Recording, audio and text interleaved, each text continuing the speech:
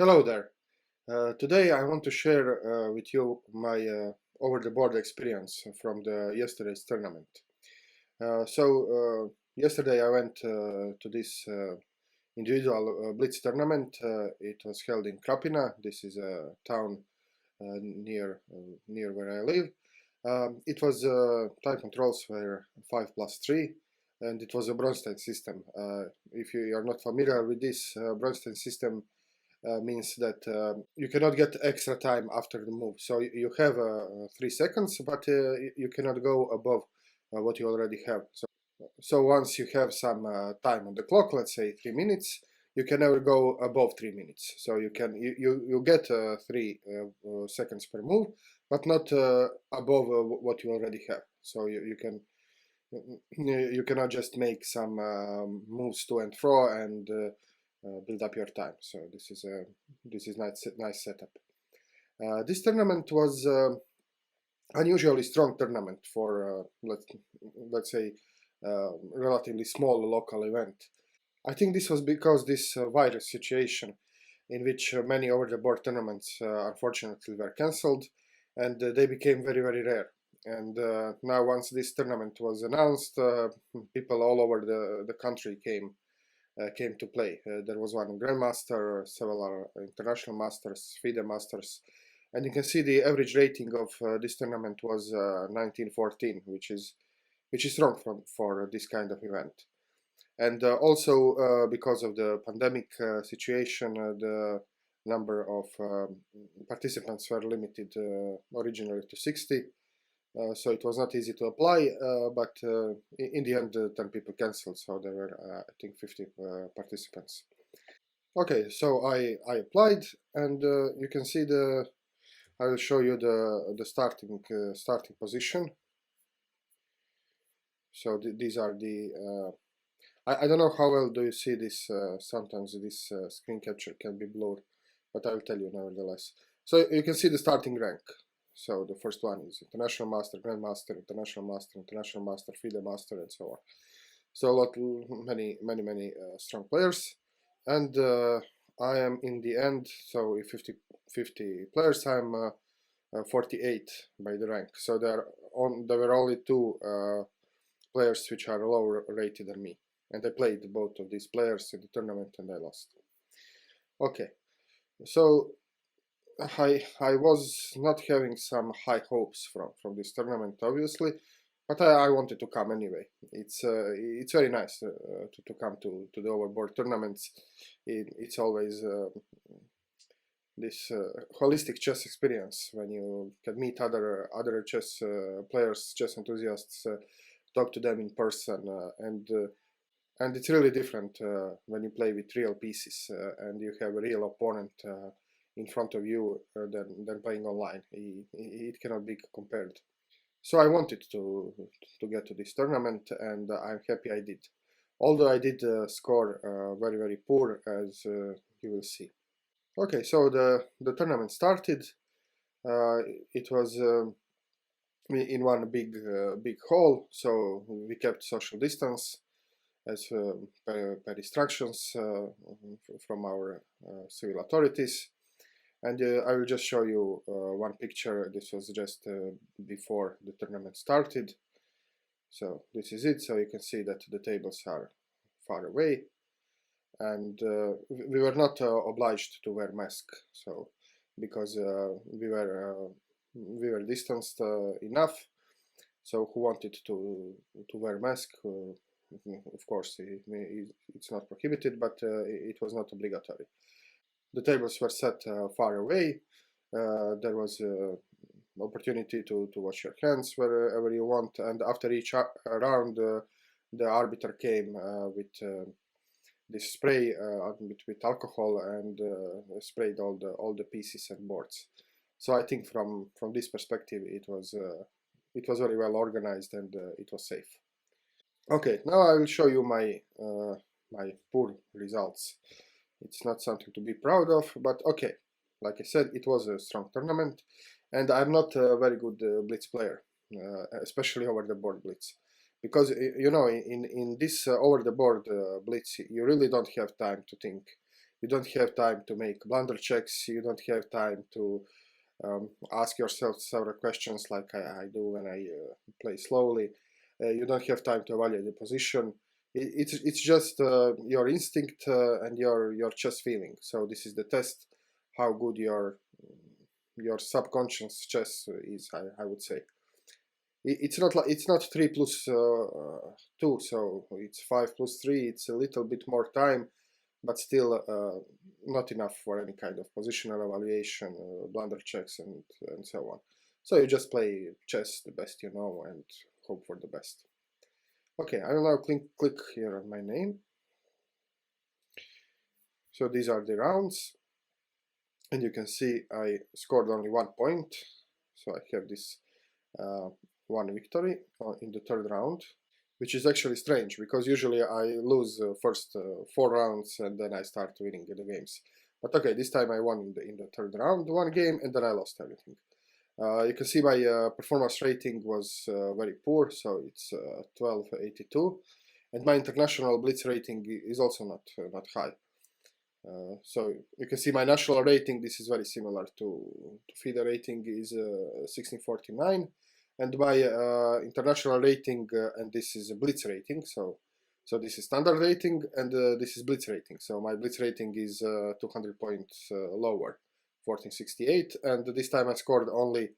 I had performance of 1282, so I lost 43 points in this tournament. And I came up last, so I'm 50 out of 50. Okay, so somebody has to take the last place, I guess. Okay, what else to say here? I would like to show you some of my games.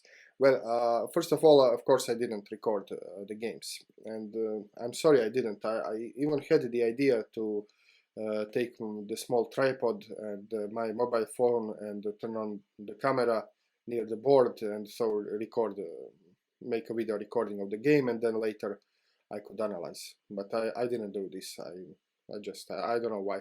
But I think I might try to do this. I'm not sure how it will work because when you play blitz, the hand is very fast. The pieces they go all over the place. You capture, recapture, you hit the clock. So if there was a tripod with a camera next to the board, I'm not sure it would survive this battle.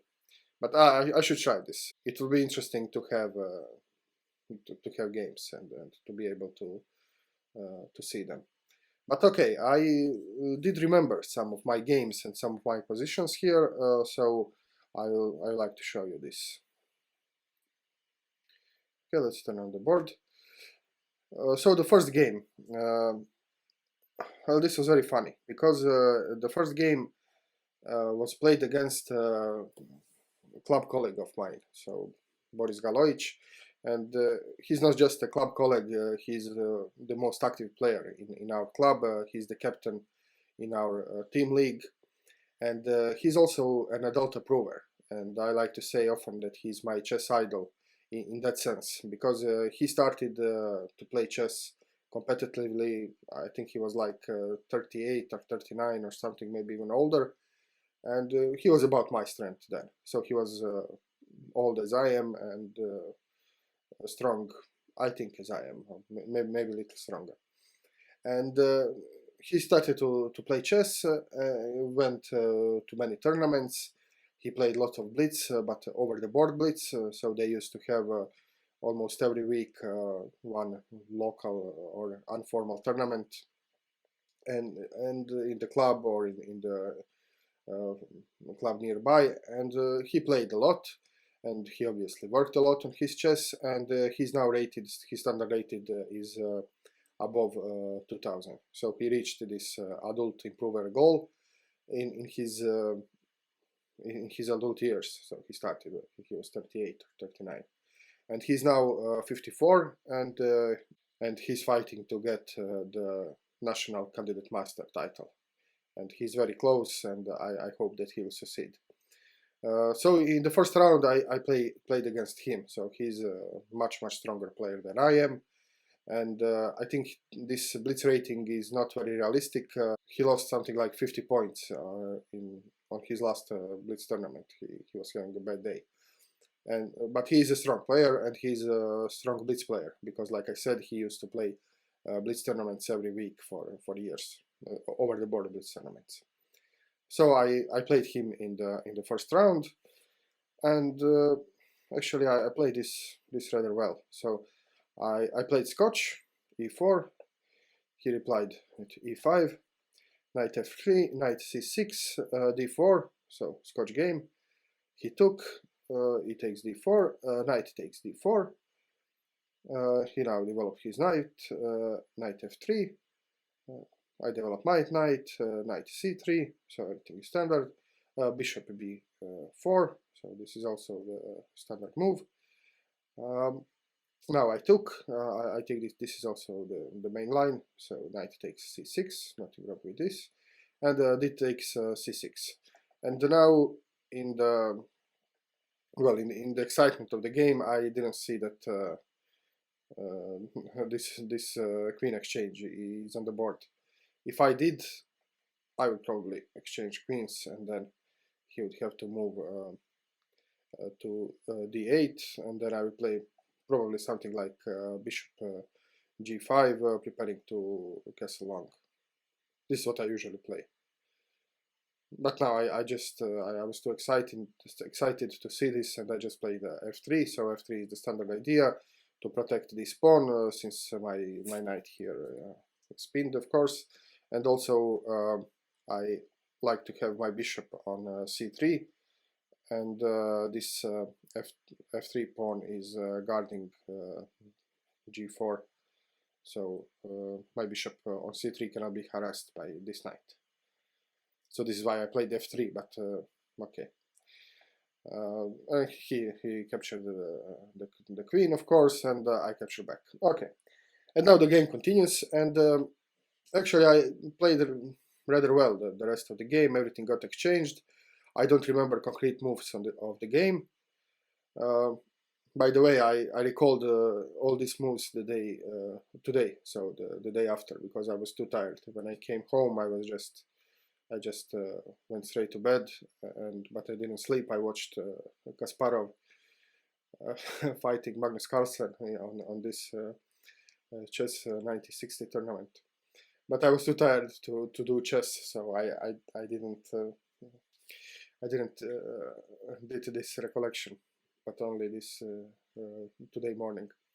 Okay, so the game continued. Everything got exchanged, and this was the position we came into. I think something like this, maybe not exactly this, but this was the pawn structure, and this was the material balance.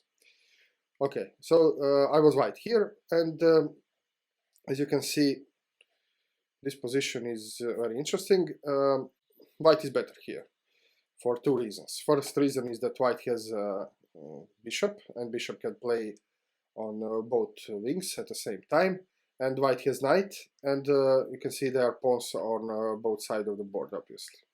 So when you have pawns on the both sides of the board in the endgame, the bishop is theoretically much stronger than a knight. So this is the first advantage, and the second advantage is that if you imagine all these pieces are gone just for fun. So in this situation, white wins, because black cannot create passed pawn on the king side because he has these double pawns, and white has a pawn majority on the king side, and white can create passed pawn. So for these two reasons, this situation is theoretically, well, it's certainly not something black should win. So black can fight for a draw here, and white with a good technique should be able to win this position. But of course I didn't win. I lost this position because I was facing a much stronger opponent, and also Boris always plays this kind of pawn structures.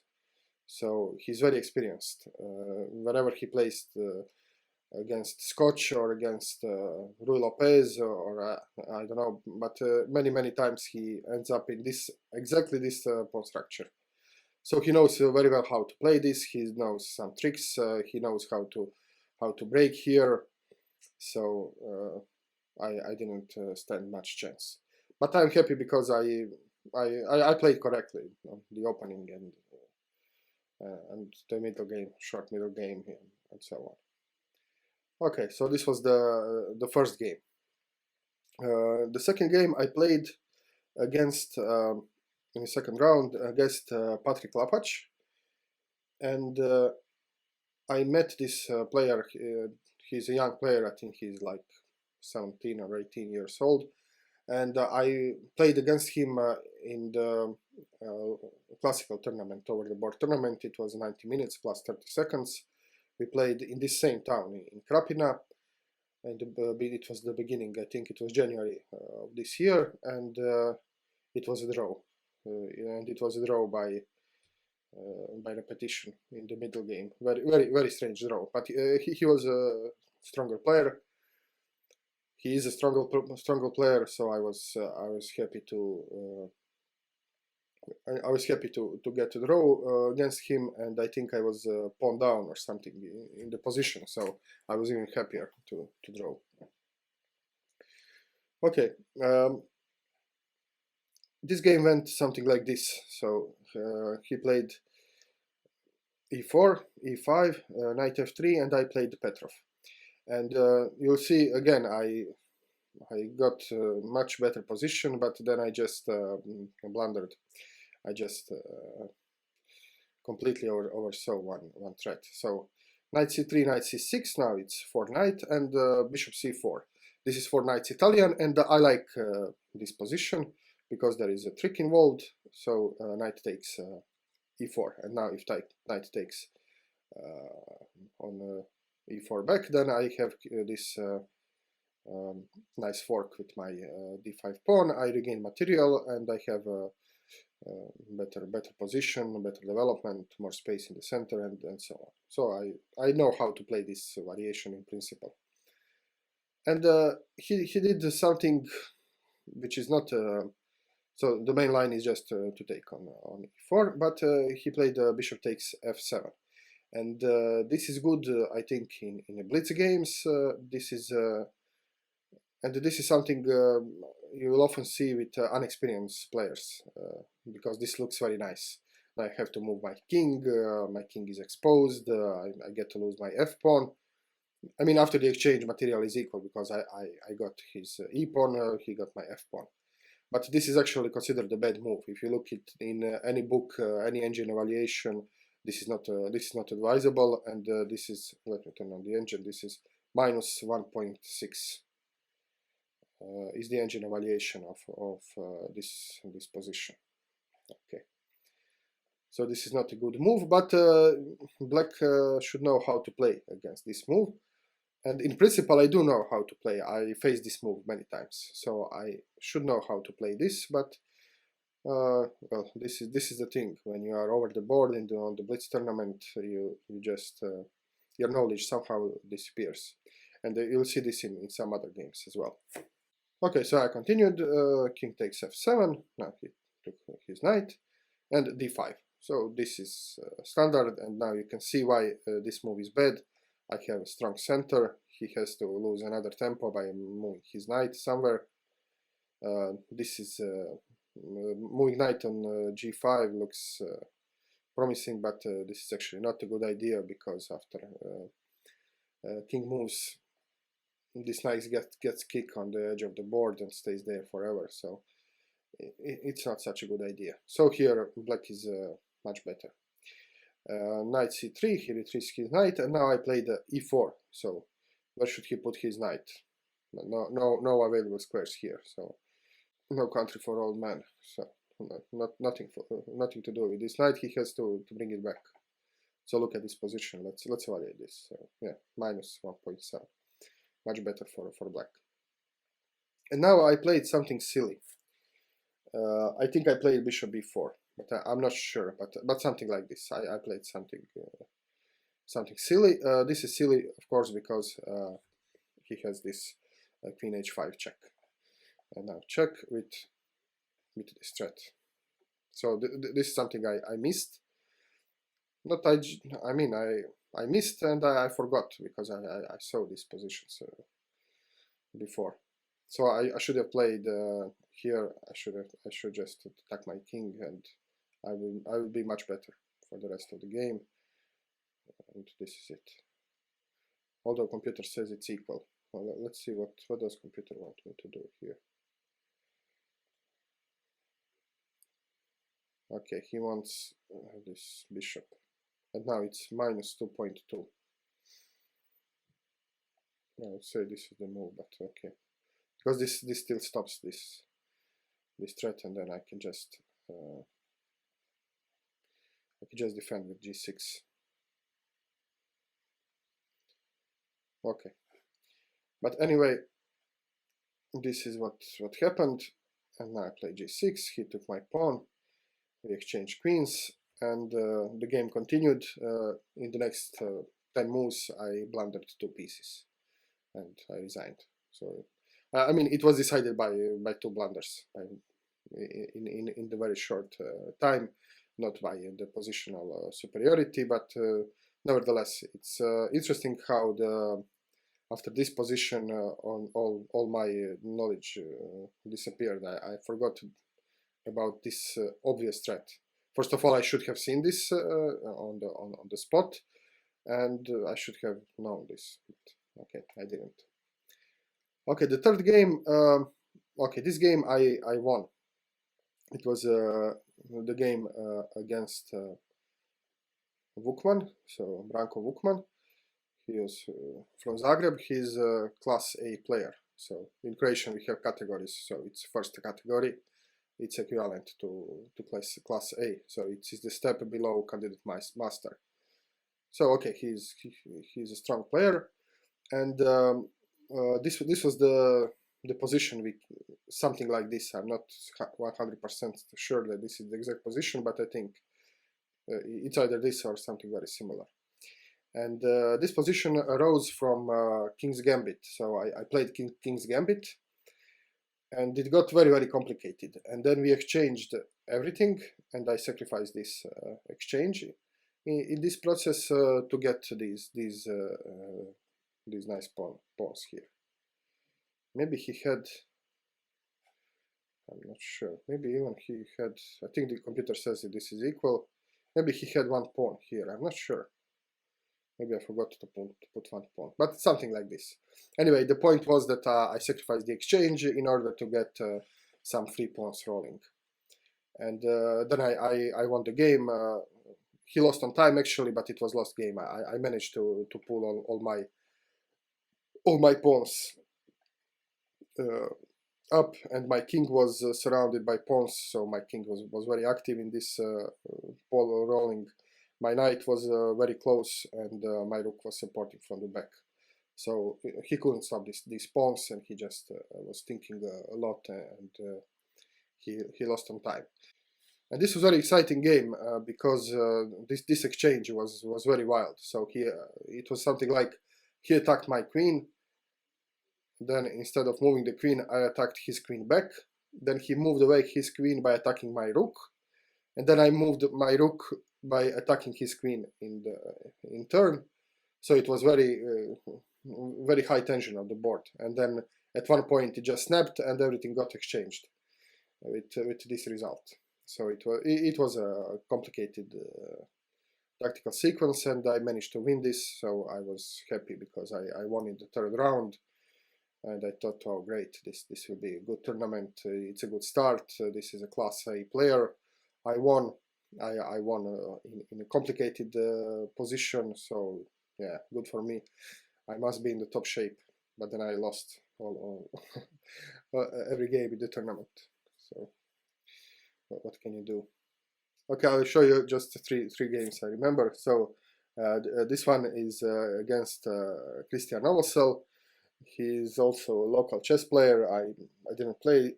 I think I didn't play him, but I played next to him in some tournaments before. And now he plays this very strange f4, birds opening. I did my best, and it went something like this. And I don't know. I don't know any theory. I never play against f4, so I just played according to principles I tried to develop. And the position got very it went something like this. So okay, and then the position got locked up. So I think I doubled my pawns at some point. There were some exchanges. This pawn went here, so everything was locked up, and very close position, very locked center. So I didn't play very well in this position. Maybe if it was a long game, if I had time to think about position, about remaneuvering my pieces, I think something could be done here. But in the blitz game, it just ended like this. So this was the position. Everything got exchanged, and you can see very interesting. I think he was a pawn up, or maybe even not. I'm not sure I got this position right. No, he wasn't pawn up, but you know, seven pawns against 7 pawns and the king. Very strange. I think it was like this. This thing here just cannot be stopped. What does the engine says? The engine says, yeah, plus 2.2. Okay. So I think the point in this position was that he had he could just go to and fro, and after I moved my pawns, I was in zugzwang. I had to move away, and then he just came here, and there was nothing I could do. Something like this. But okay. And then the 5th game was against Zvonko Takac. He's you can see he has title MK. MK means candidate master. It's a national title. So it's not like CM is a FIDE title, but like you have national master, so you also have this national candidate master, let's say like this. So so this is a title player, and I was happy to have a chance to play against title player, and I decided to play King's Gambit. So I wanted to take this attitude, no respect attitude, in the sense, okay, you're a title player, but nevertheless I will keep attacking you and give your best to defend. So I play King's Gambit in 45, f4. He takes f4, so this is basically standard line.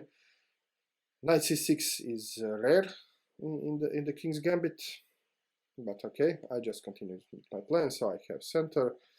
This f4 pawn is now attacked. My bishop can come either to b5 or c4. It usually goes on b5 many times in these setups, but okay, I have my options open. d5, he takes d5, now attacking his knight. Takes d5, and now I can, the whole idea of exchange is to be able to develop my knight with tempo. Because in King's Gambit, you usually develop this bishop. This bishop is usually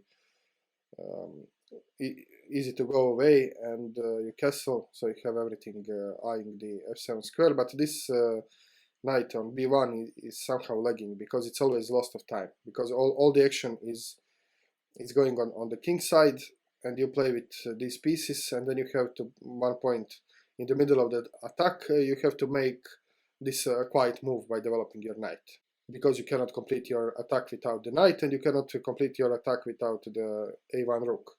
So you have to move your knight in King's Gambit, and this usually stops your attack at some point. So this was the opportunity to develop my knight without loss of time, because I'm attacking his queen.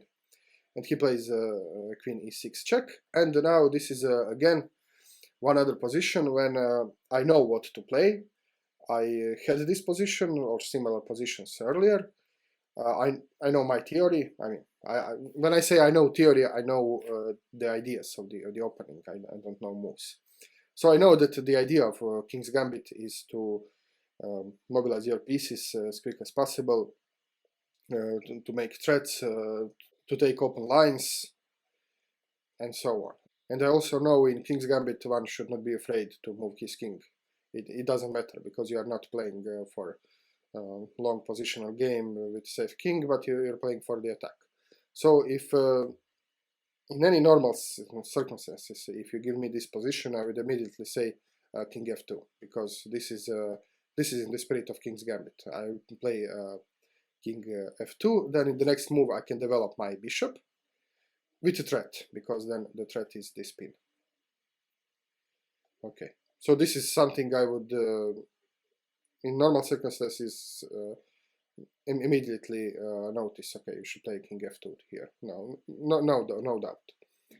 If you would ask me what is the second move, okay, what is the second candidate move, the second best move, well, then I will say bishop e2, because this blocks the check and develops the bishop and allows for castling. So this will be my second choice. And what I would never do in my straight mind is what I did in the tournament, and I play knight e2, blocking the check with my knight, blocking this bishop forever, and this knight is pinned, it doesn't do anything, my queen is blocked. Terrible, terrible, terrible move. What is the evaluation? Probably something terrible. -2, of course, and before it was +2. Okay, so this was +2.2, and okay, the engine suggests bishop e2. Okay, so this is the engine move, but I will play f2 anyway. It's probably just let me see. Well, actually, it's not. It's -0.7. Okay, so engine doesn't like this this king move, but at least it is in the spirit of the opening. Okay, so this is +2.2 for me now, and now this is a -2. So okay, and this game I lost. This bishop never came out. It came out eventually. It was something like this. So I had pawn here, and my bishop here, and then he put his rook on d2, and I lost this bishop. So this was how the game ended.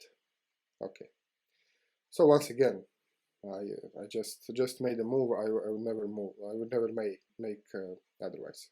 And so this was the game number 5. I'll just show you game number 8, and this is it. Other games were not so interesting.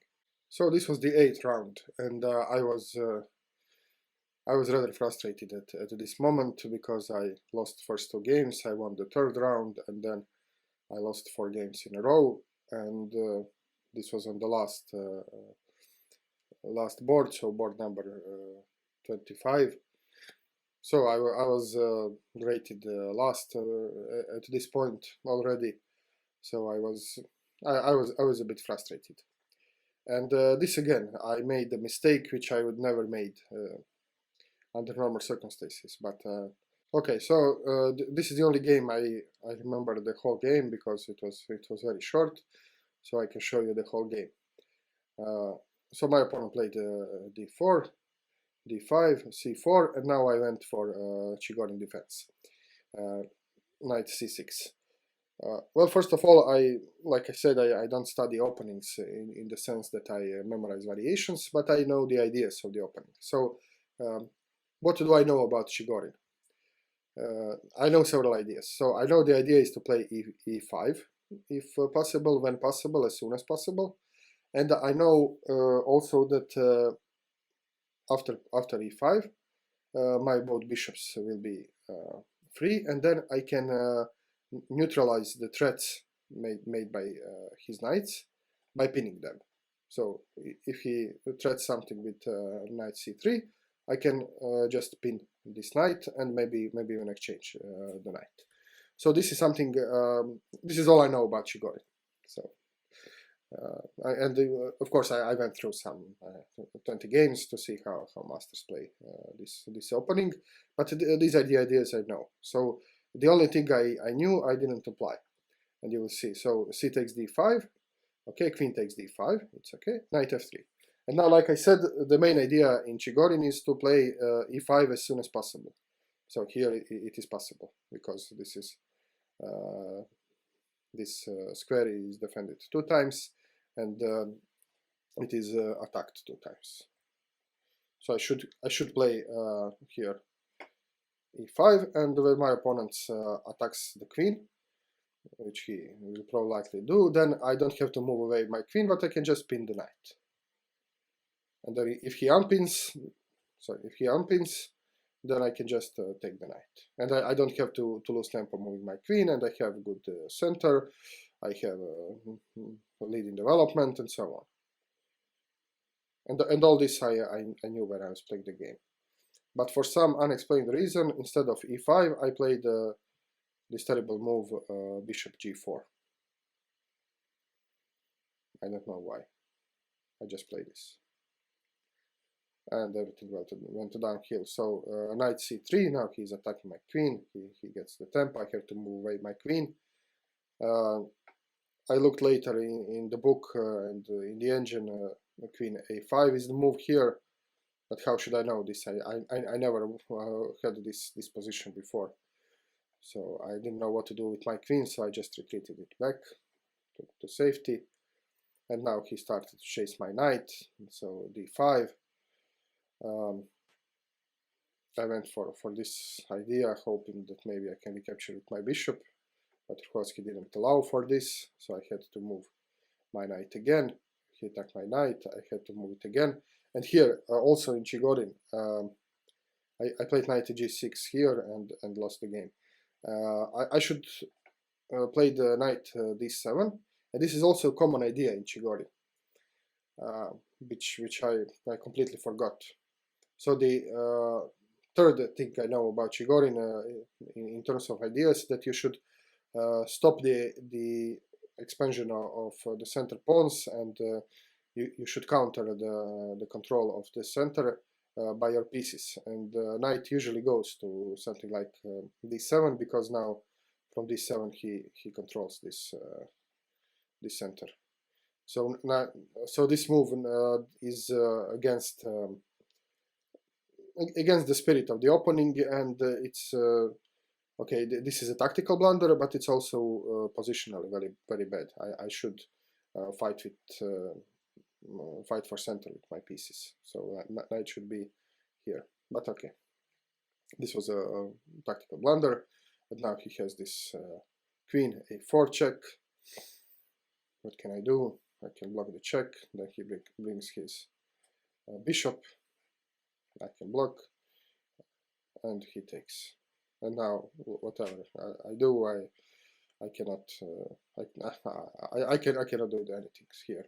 So first of all, he has this spin, and when this pawn moves here or here, my queen will just get pinned.